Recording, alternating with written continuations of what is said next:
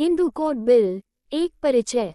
Hindu code bill Bhimrao Ambedkar द्वारा तैयार किया गया एक महत्वपूर्ण विधेयक था, जिसका उद्देश्य हिंदू समाज में विवाह, उत्तराधिकार, संपत्ति के अधिकार और गोद लेने जैसे विषयों में सुधार करना था। यह विधेयक महिलाओं को पुरुषों के समान अधिकार देने के लिए लाया गया था। हिंदू कोड बिल की पृष्ठभूमि।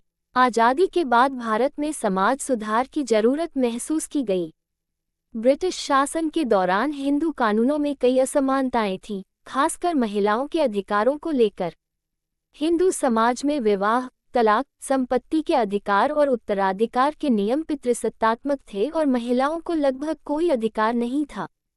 डॉक्टर अंबेडकर ने संविधान सभा में 11 अप्रैल 1947 को हिंदू कोड बिल पेश किया, जिसमें महिलाओं को पुरुषों की समान कानूनी अधिकार देने का प्रस्ताव था।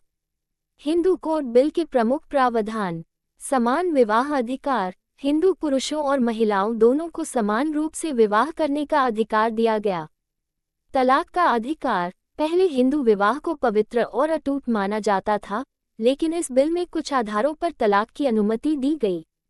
संपत्ति में समान अधिकार। हिंदू महिलाओं को पैतृक संपत्ति में पुरुषों के समान अधिकार दिए गए। एक पत्नी प्रथा मोनोगमी। इस बिल ने हिंदू पुरुषों के लिए एक से अधिक विवाह करने पर प्रतिबंध लगाया। गोद लेने का अधिकार।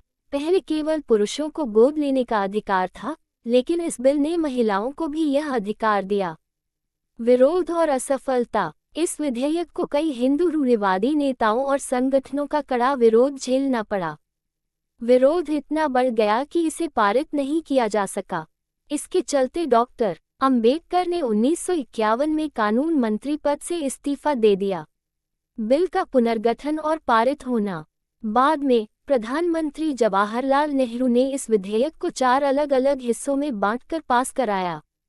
हिंदू विवाह अधिनियम 1955, हिंदू उत्तराधिकार अधिनियम 1956, हिंदू गोद और संरक्षण अधिनियम 1956, हिंदू धार्मिक और परोपकार अधिनियम 1956।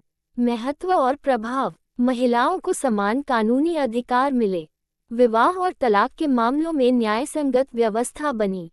हिंदू समाज में सामाजिक सुधार को बढ़ावा मिला। निष्कर्ष। हिंदू कोड बिल भारतीय समाज में लैंगिक समानता की दिशा में एक बड़ा कदम था। डॉक्टर अंबेडकर का ये प्रयास आधुनिक भारत में महिलाओं के अधिकारों की नींव बना। हालांकि उन्हें तत्काल सफलता नहीं मिली, लेकिन उनके द्वारा शुरू किए गए सुधारों ने भारतीय कानून और समाज को गहराई से प्रभावित किया। जय भीम, जय संविधान।